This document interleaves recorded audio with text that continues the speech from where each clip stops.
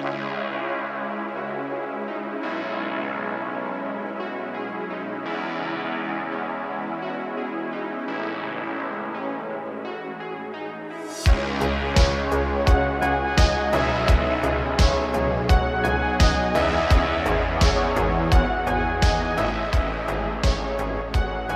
to you from 4,200 feet in the hills of Oregon, it's the voice of Chi-Town, the reddest beard in the high desert, your host of the MOA broadcast, Sam Wilson. All right, folks, we've got a fantastic show lined up for you yet again here on the MOA, the Make It Out Alive broadcast.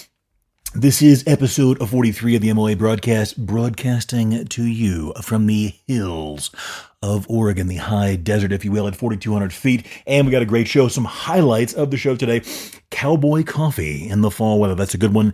We'll get to that in just a moment, but that's one of those skills that every man or woman, whatever, should be able to do, is to make a good pot of cowboy coffee. A hiker rescue gone wrong. Apple AirTags lead to an armed ambush in, you guessed it, Florida. And a bloody burger beatdown gone wrong. All coming straight at you today on the MOA broadcast. All right, folks, thanks for joining us. We've got a great show lined up. Let me get a quick sip here. Been a long day. My voice has taken a bit of a beating. Okay. So I mentioned this in the last episode. We are in the fall weather now. If you've never been in the high desert before, I've talked about this a number of times on the show. It is a very unique little ecosystem, the high desert is. And again, I've mentioned this aspect a number of times, but for those of you that have just joined us, we've had a number of subscribers join up here recently. The high desert is very different than what you might think. And the easiest way I can think of to explain it or to illustrate it is when you watch a lot of the old westerns and cowboy movies. You'll see these guys going around. They're in the high desert, the sun and sand everywhere, and it looks kind of, the landscape is kind of bleak. But what you see is they're all wearing like heavy coats. They're wearing gloves and scarves and all this kind of stuff. And the reason is, even in the high desert, even during the daytime, now during the middle of summer, it doesn't get too cool at night. But even during the middle of summer, when it's 95, 100 sometimes, or a little over 100, we don't usually get a lot of extended times over 100 degrees. We'll have a couple of weeks of really hot weather usually, and then the rest is 80s and 90s for the most part. But what will happen is, even when it gets up to 100 or more during the daytime, it'll still easily drop down to the 40s or 50s at night, and that's quite the temperature swing. And especially, obviously it's a movie, but if you're in a cowboy movie type setting, if you're out there on a horse or you're backpacking, camping, hiking, whatever, you're going to need to be prepared for that temperature swing. And today is an excellent example of that. We're in October right now, still the first third of fall, give or take, of autumn. And it was 81 today during the day, the hottest part of the day. 2 thermometers I measured that on, and they both got 81. And that was in the shade, or out of the sunlight anyway. And at nighttime, it's not even the dead of night, the middle of the night yet, early morning, and we're already down to 34, I think it was 33 degrees as I last checked it on the thermometer. So, that's a big swing. You're looking at over 50 degrees of swing once that's, or difference, disparity, once we get to the middle of the night, where I'm sure it'll drop below freezing. Last night it got below 31, I think. So, that's a big swing. And that's one of the interesting things about the high desert here. So we're in the middle of fall, which is my favorite season here at the high desert, and wanted to talk briefly about cowboy coffee. I try and incorporate a little bit about coffee each episode because it's something I really enjoy. And it's there's a lot of lore behind coffee. We're going to go into the original way cowboys made coffee going back 100 or more years ago, well over 100 years ago, actually 150 years or so. And I won't spoil it now, but it's an interesting little segment about how they used to prepare and preserve the beans for the coffee beans for being on the trail and just being out for extended periods of time and not spoiling, going bad, not really spoiling, but they're going to go stale or lose some of their flavor and strength and so forth. There is a case to be made, if you do a lot of reading on history, that cowboys had some of the absolute best coffee and steaks that you can imagine. So in some cases, cowboys ate very, very well, and they drank very, very good coffee. So interesting. We'll get to that another time. But briefly going into cowboy coffee, why is this important? Guys, if you're going to be a man, and ladies, don't take any offense, whatever, I don't really care. This is a skill. I'm not a big fan of this is your man card. You should be able to do this, that, and the other.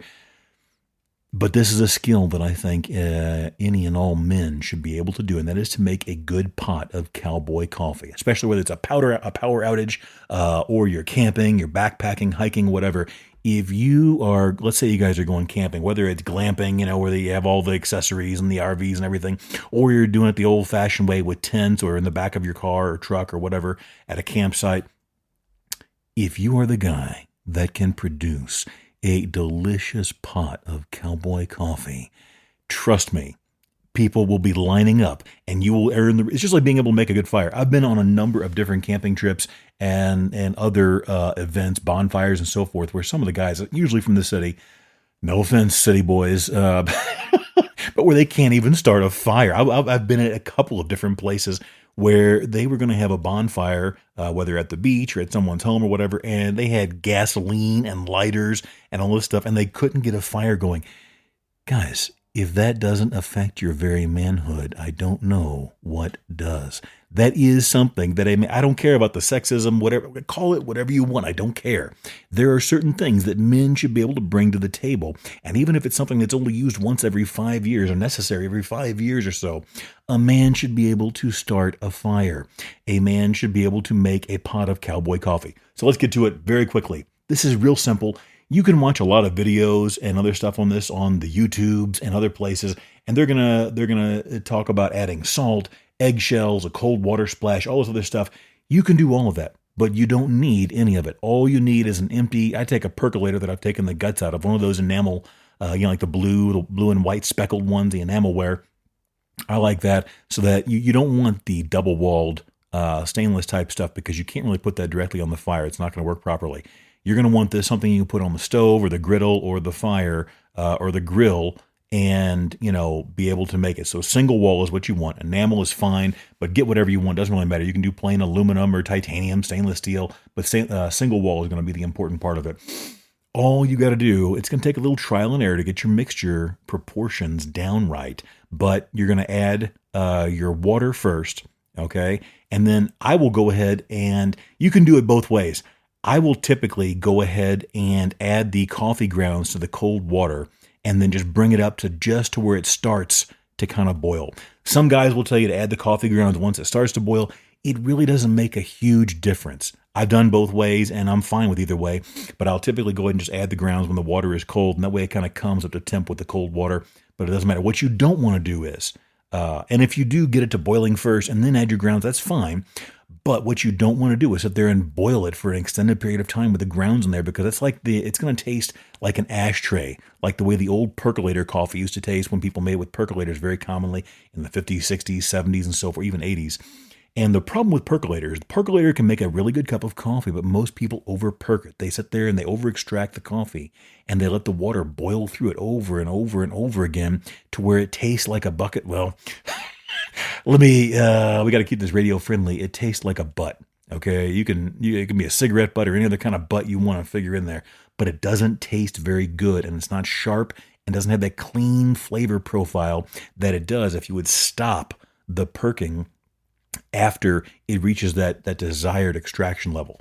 So anyway, what you don't want to do is, again, sit there and let it just boil and boil and boil. That isn't necessary. What I will do is I'll add the grounds and the water, and I'll put it on the coals, not on the flame, on coals. You don't cook on flames, you cook on coals, until it just starts to kind of bubble, and not a full rolling boil, but it's just starting to bubble.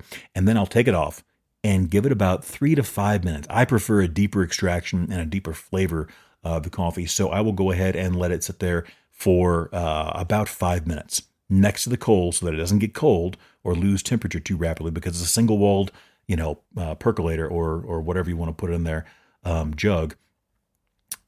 Then, after about the 5 minutes, I will actually put it back on the coals for a minute until it gets just before it starts to bubble again, and boom. Then I'll take it off and let it sit for about 1 or 2 minutes, and in that time, the coffee grounds will settle, and you're ready to go. Now, there are all kinds of things people say if you put in eggshells, if you put in salt, some of it brings down the bitterness, it brings out that and so forth, or a cold water splash at the end to kind of settle the grounds. None of that is really necessary. You can even skip the second setting on the coals.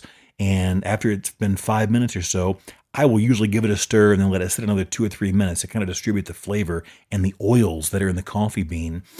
But you don't have to do that. And that's one of the key differences between this and like whenever you use a paper filter to brew coffee. The paper filter a lot of times robs you of that oil that is in that coffee bean that gives it a richer flavor. And that's one of the things you can see this whenever you do a French press. There is oil in that coffee bean that stays in there because of the fine metal mesh filter on a French press. Cowboy coffee and French press coffee are essentially the same. There's just no filter.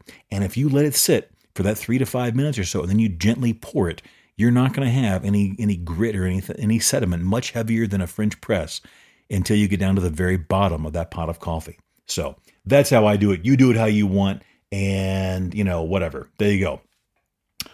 Okay, one last thing I wanted to talk about. Wanted to talk about this. It's chili time here in the high, as we get in the high desert. We get into the winter time. But I have been using my rotisserie instead. I haven't been doing much in the way of chili. Just haven't had the time to lay out all the ingredients. But this is an old rotisserie machine that I got from Macy's in New York City, back when Macy's was a massive deal. I have no idea what Macy's is like now, but Macy's used to be just an amazing store. There used to be one, I don't remember where it was somewhere downtown in Manhattan, and they had it was like 5 stories. It was huge. And they even had like this deli, or a cafe, really not a deli, a cafe in the basement, or one of the lower floors. And you would go there. It was so neat because it was just like it used to be 30, 40 years ago. You would get a tray and you would go along the line. You could get your lunch or your dinner. They had like soups and a few other dishes, some pasta, and like some meat dishes and so forth. And you would kind of load your tray. And when you got to the end, you would check out and pay for whatever you got. And it was like an old deli style or cafe style lunch. Anyway, long story short, I bought this George Foreman rotisserie, very similar to like the Ronco, the Mr. Popeil rotisserie machine, home rotisserie machine. Remember the set it and forget it guy, the same guy who did the Pocket Fisherman and so many other things, Ron Popeil. Well, this was the George Foreman version. And this was the neatest thing because I was very young and very broke at the time, and I had friends over once in a while, once or twice a month or every other month, whatever it was, would do this. Get the rotisserie machine out, and I would put a 5 or 6 pound chicken, whatever, on there and cook this thing over the rotisserie, season it up, and let this thing cook. And it had this removable tray at the bottom for the fat to drain off. And some of you are going to find this disgusting, and some of you are going to find it absolutely amazing, which is what it was. When that chicken was basically all done or almost done, we would go ahead and take out, when it got up to the right temperature, kill the rotisserie part of it so it would stop spinning and cooking and just sit there and kind of rest. And you would pull that tray out, and there would just be, it was like a small vat of rendered fat with all the seasoning and the fat and the grease that had dripped off of this chicken while it was cooking for an hour, hour and a half, whatever it was, depending on the size, into this tray. And what we would do is we would go all kinds of fresh bakeries and breads to be bought in New York City. We would get either a French or an Italian loaf of bread cut into chunks, and everybody would take this chunk of Italian or French bread and dip it into that yellow, we called it liquid gold. It was so good. It was nice and salty and fatty, delicious. When you're 20, 25 years old, there is no way, if you work an active job and you work out and you're a very active person, at that age, you cannot possibly eat enough food to fill you up.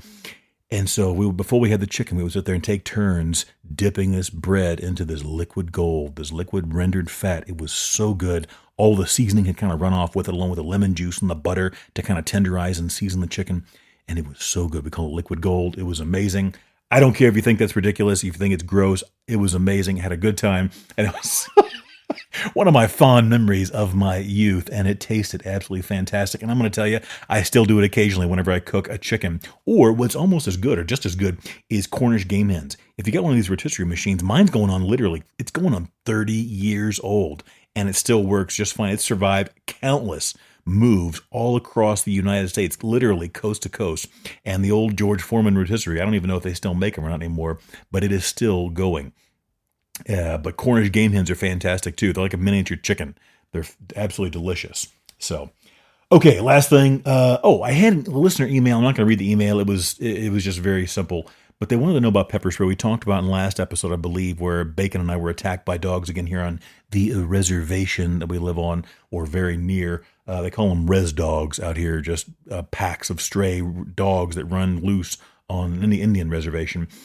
And it was about pepper spray. Now, I don't think we have any restrictions in Oregon. I have to double check. But if you are in California, make sure you're careful because they do have some restrictions on size for pepper spray. I believe it's a 2.5 ounce. Don't quote me. Do your own research. There's a 2.5 ounce size restriction, which is like the normal size can you would get at a sporting goods store or Amazon or wherever you're going to get your pepper spray from.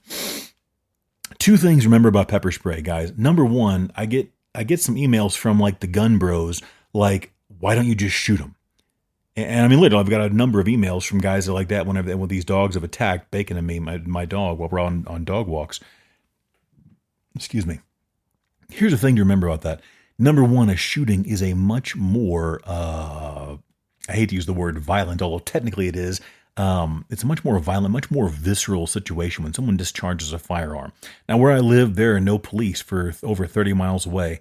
And frankly, there's an excellent chance even if someone called them, they're not going to show up because it's county sheriffs. And I've had that experience multiple times myself.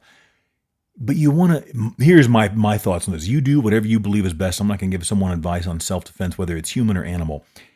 By the time you pull out a firearm and you end something's life, whether it's a dog or a human, you have now escalated things in a very, very big way. Now, they escalated it first. I get that. By putting themselves in your life and in your situation. And, you got to do what you got to do. You make that decision yourself. For me, doing something like using a firearm is going to be an absolute, I don't really like that idea. I don't want to do it. It's a last resort type situation for, dogs or, whatever else. Because you have now changed things in an unchangeable way. When you take something's life, whether it's human or animal, things have changed. And you're going to have legal issues to deal with. There are going to be a number of things. The beautiful thing about pepper spray, and pepper spray is very effective in many, many situations, if not most. When it's all said and done, everybody goes their way, everybody's alive, and nobody is really seriously, irreparably harmed or hurt. Now, again, make your own decision, but unless it's absolutely necessary, taking something's life, and again, you make your own choice on that, whether it bothers you or not, taking something's life it's an irreparable or irrevocable decision. You can't go back and change that decision. Okay, once it's done, it's done. Pepper spray, which is very, very effective, 15, 30, 40 minutes later, or next day, whatever, it's all over with. It's like it never happened. And everybody's still alive, and charges are much lower and less significant. And, everything is just much more copacetic, if you will. So give that some thought. Make the right choice for you. Meditate on that and think about what's going to be the best decision for you and your family or your animals or whatever. That being said, if you choose to use pepper spray, and I'm a big fan of it, it is very effective in most cases. There are some people and animals that it doesn't seem to faze very much, but the vast majority of people that I have ever seen and animals that I've ever seen sprayed with pepper spray, they do not like it at all. So it's been very effective in my experience. The important thing to remember is once you use it, give yourself some time. It isn't always, most of the time, it's not an immediate effect. Frequently, you want to give yourself a minimum of 15 to 30 or 40 seconds for that pepper spray to kick in. So whether it's an animal or a human, if you deploy the pepper spray, get it in the mucous membranes, the face, eyes, nose, mouth area, and then what you want to do is create distance. Back up, retreat, whatever it is, but create distance between you and whatever you just sprayed with pepper spray, and give that spray, after you give them the sauce, give it some time to marinate. Let it soak in and start doing its thing. Because what's going to happen in most cases, you're going to find after you deploy the pepper spray and use it, if you do it properly, for most people, after 15, 20, 30 seconds, they are not going to want anything to do. It's going to take the fight right out of them. They are not going to want anything to do with you or a further altercation.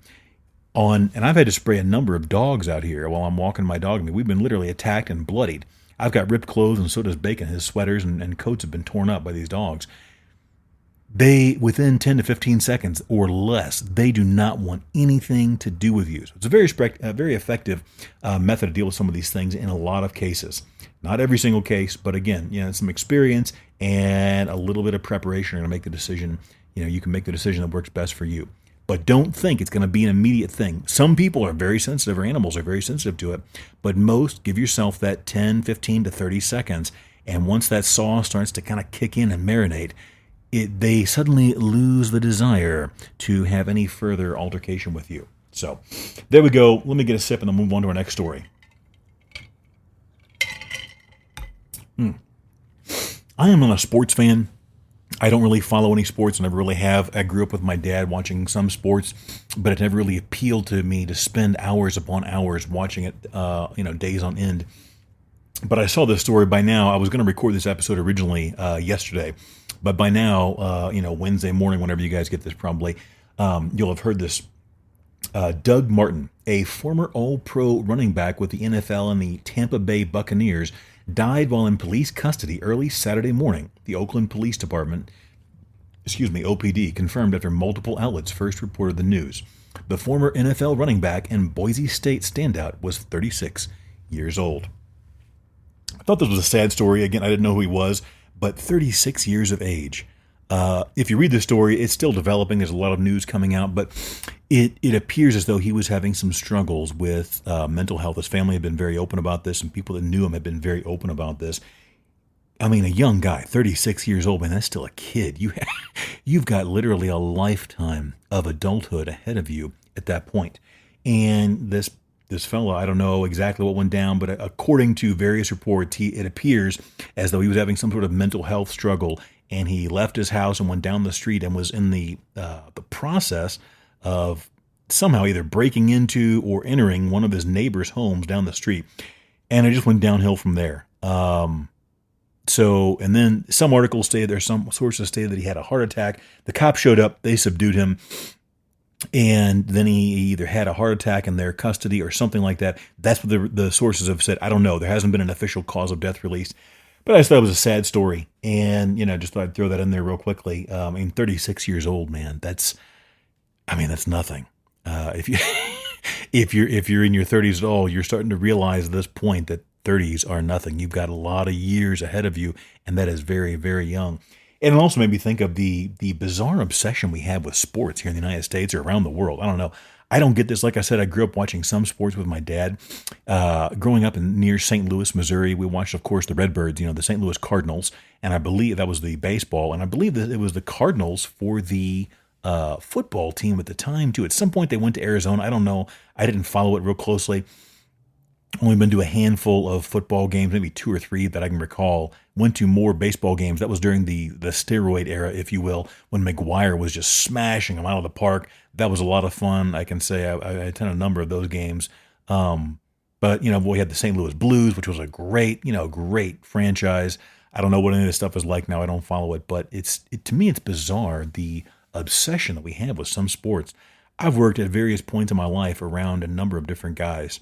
And some of these guys would watch all these sport games all day long, sports ball of whatever the flavor, basketball, baseball, football, whatever, soccer, football. And then they would watch the show. They would watch a pregame show, then the sporting event itself, then a post-game show. And then they would listen to all their commentators on Twitter and X and social media talk about the game. And then at work the next day, they would talk about these games nonstop. And I've always thought to myself, don't take this personally, folks. I've always thought to myself, think of all of the things you could have learned or done, even if it was for a fun, an entertainment endeavor, accomplished in the hundreds of hours a year that you devoted to sports and sports ball of whatever the flavor may be, of these other dudes running around playing games. And these guys are getting paid millions of dollars to play a child game. So I don't know. To me, I don't get it. I mean, think of it. You could have learned a language or two. You could have picked up other skills, other trades, and done who knows what. So there you go. That's a personal thought. I don't try and stick my personal opinion in too often, but I've always thought that was strange. The bizarre obsession we have makes me think of the bread and circuses. If you don't know what that is, type that into a search engine, look it up, Rome, bread and circus, and see what you come up with. You may find it Rather interesting. Okay, let's move on. We go to the great state of California. Or excuse me, a man from California. This comes to us from the Santa Fe, New Mexico. A California man charged with trespassing after Rio Grande Gorge Bridge rescue. A man rescued from the Rio Grande Gorge last week after sheriff's deputies say he became trapped for hours under a ledge while hiking faces a charge of criminal trespassing. Casey Waldman, 54, of Huntington Beach, California, had climbed into the gorge to look for a hot spring, Taos County Sheriff Steve Miera said. But he couldn't climb back out, straining himself roughly 150 feet beneath the ledge. He was allegedly, Waldman, this is the California dude who got lost or stuck, was allegedly, quote, cursing and irate with deputies and the person who reported the incident. Miera alleged. Deputies later charged Waldman with criminal trespassing, accusing him of illegally climbing into the gorge, which is part of the Rio Grande Gorge National Monument. This was an unnecessary and avoidable expenditure of county and town resources, Miera said in a statement. I'm not going to go and read the whole story. They rescued him. It was a technical thing. They had to get all his crap involved. Yada, yada, yada. The point of this is, number one, on the MOA broadcast, we talk about stuff in the outdoors quite frequently. This guy clearly made, some suboptimal choices that led to him having to be rescued by Taos County Fire and Rescue, the Sheriff's Office, Fire Department, and the Rio, whatever, some other Grande Gorge rescue deal. This has been kind of a debate that we've covered in a number of episodes here on the MOA broadcast is should people be on the hook financially, and what are the criteria to be on the hook financially for a rescue operation? And that's one of the things we try and stress is make sure you're prepared. We're going to kind of keep moving on this episode because we've got a couple of things I want to hit. But, that's something that we've talked about. Okay, you should be at the bare minimum letting one or two people know where you're going to be going, how long, and when to expect you back. And this can be done with a copy and paste text message that you send both people, and then you drop a pin once you arrive at your location. This is not difficult to do. You can also do this with the police station or the forestry service or whatever else office very easily in many cases and cover all of your bases at once. Then you need to make sure you have at least the bare minimum of supplies that would allow you to be out for as long as you want to be, plus some emergency buffer. And those seem to be the primary criteria that come into play when people they come under fire and they need to be rescued. And then these government institutions decide whether or not you get charged for a rescue. Now, this guy was charged criminally with criminal trespass. We're talking about the actual bill, though, because some people get a bill for the actual cost of the rescue, which in some cases can easily be between $20,000 and $50,000 to $100,000 or more once helicopters and rescue teams and technical stuff starts getting involved. So just something to think about. They said in the article here, the sheriff or whoever it was, the spokesman, said he got exhausted and started to panic because he knew when he looked up how far down he was and knew he wasn't able to get out of there. So just something to think about. Make sure you're prepared, because a lot of times that's the deciding factor over whether or not they charge you both criminally and or financially for these rescue situations. If they deem and decide that you have not prepared yourself and you were, being somewhat reckless, then the pendulum may not swing in your favor. So keep that in mind. Where are we at on time? I may have to do this segment. Let's go ahead and make this a 35 minute episode. We are going to dig into two other things on this episode, axes and chopping implements and instruments while in the backwoods. And we're going to dig more into the, where are we at? Let's go ahead and cover that story. We'll save both of those for next time. We're going to talk, forget it. Let's jump in. I got a number of emails over the high intensity training stuff, HIT, and we're going to jump into that, and we'll save the story about the air tags or AirPods. What do they call? I don't have an Apple device anymore. Air tags in Florida and the violent armed ambush that a couple faced with the AirTags deal in Florida, and the situational awareness segment that goes with it. And we'll jump into the HIT training. Okay, so we've talked about this a number of times. To keep you up, to bring you up to speed, there are a number of different types or methodologies for working out. There is the volume approach, which is whatever. Guys, whatever you want to do, let me make this clear from the jump. Whatever you want to do, you do that. If it makes you happy, if you enjoy it, and it works for you, then do it. When it comes to working out, if you like the volume approach, doing 3, 4, 5 or more sets of, 5, 10, 15, whatever reps per exercise and set per body part, sometimes 3 to 5 different, exercises per body part. It's called the volume approach, typically. If that works for you, do it. I don't care. I really don't. And I don't mean that in a flippant way. I mean that whatever makes you happy, do that. And if it works for you, then great. If you want to optimize your result and spend the least amount of time and have the most amount of results and success in the gym for the purposes of getting in better both strength and size and cardiovascular strength and condition, then the HIT, high intensity training, it's not really HIT training, it's high intensity training. If you say HIT training, it's kind of a double positive, but whatever. Doing HIT style, high intensity training can be very, very effective.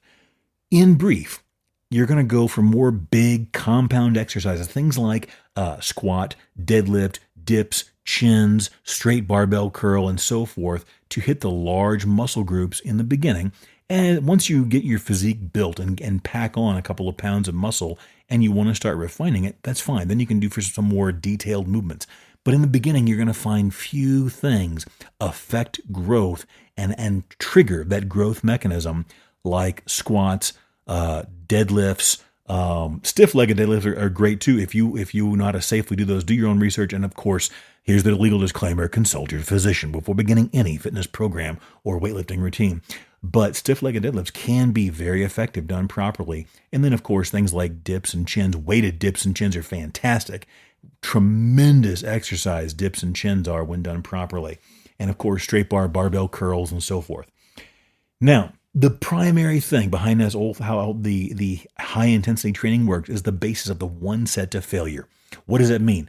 Briefly, you're doing one clean set, going cleanly and safely to failure. Failure simply means you don't got to be flinging the weight. You don't got to be using body English to get it up there and getting dirty and nasty with it. When you can no longer complete your repetitions in good, clean, safe form, you have truly gone to failure. Now, we've mentioned before, the more acquainted you become with both your body and the style of working out, the definition of failure will kind of change, because you'll learn how to dig deeper and ignore that massive level of discomfort and pain that comes along with doing it. However, the benefits are this: a typical full body workout takes between 10 and 15 to 20 minutes, and you do that 2 to 3 times a week, and I promise you, if you do it properly, you will experience more growth, especially if you don't use special vitamins to aid your recovery. And by special vitamins, I mean steroids. If you're not juicing or on the gear, you will still notice fantastic growth as long as your genetic potential allows for it, and you will do it in a fraction of the time of the guy spending hours per day or week in there working out. And here's the interesting thing: the stronger you get, the less frequently you have to work out. When you start getting really strong, you'll go down to 2 times a week or once every 3 or 4 to 5 days for a workout, and you will still see growth, and you will be as strong and as fit as you've ever been if you do it properly. The other interesting thing is I tend to combine this with circuit training type of philosophy, and that's the way it was done, originally when they had the Nautilus machines and so forth. The idea behind circuit training being that instead of taking the very popular 3 or 4 minutes or more rest between sets, you take the minimal amount of rest necessary, meaning a minute to 30 seconds or less. Once you get truly in shape, you will be able to go from exercise to exercise with literally no rest at all. And think about the cardiovascular benefits of that. When you can do 5 to 8 or even 10 exercises for your whole body, going to failure every 30 to 60 or 75 seconds or so, without rest or without stopping for a total of 15 to 20 minutes, you will be, I promise you, in phenomenal muscular and cardiovascular condition. So, we'll dig into that some more. If you have any questions or emails, let us know. We'll continue this series on HIT or high intensity training. Send that email to info@gearconvoy.com, and we'll be sure to get back to you and or incorporate those ideas and emails into the show. But it's an absolutely fascinating and effective and efficacious way to work out. Okay, let me have a sip, folks, and then we'll go to our final story for the day. Okay, where are we at? We go to...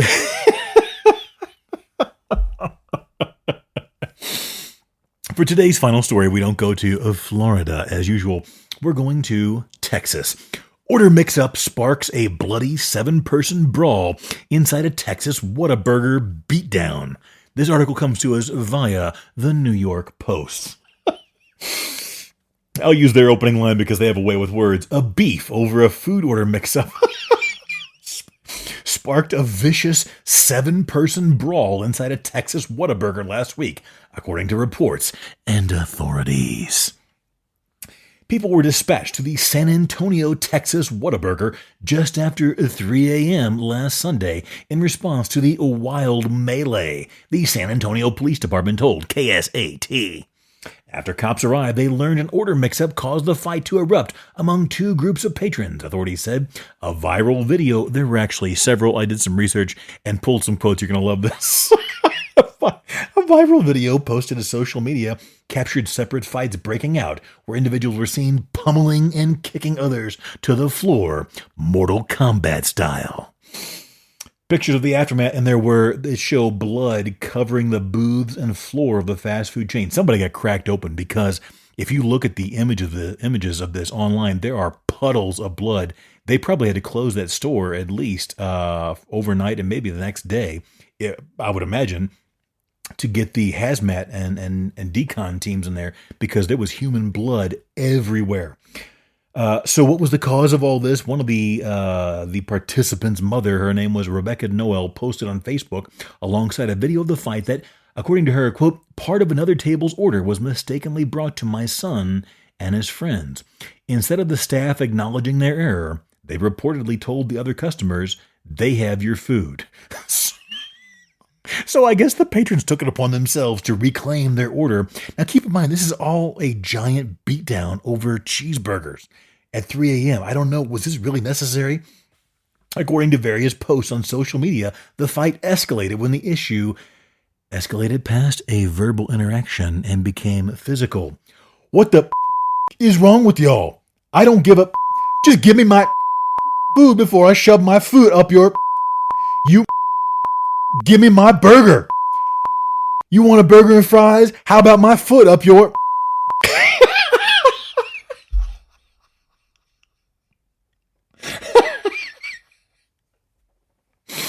Things then got physical. After they were unable to resolve the conflict verbally, things went downhill. However, no major injuries were reported despite the chaos, police added. The investigation into the incident remains ongoing. All right, survivors, that's going to do it for today's show. Remember, don't wait until you have an emergency to prepare. If you wait, it may be too late. If you don't make it out alive, you don't make it out at all. Stay safe out there, folks.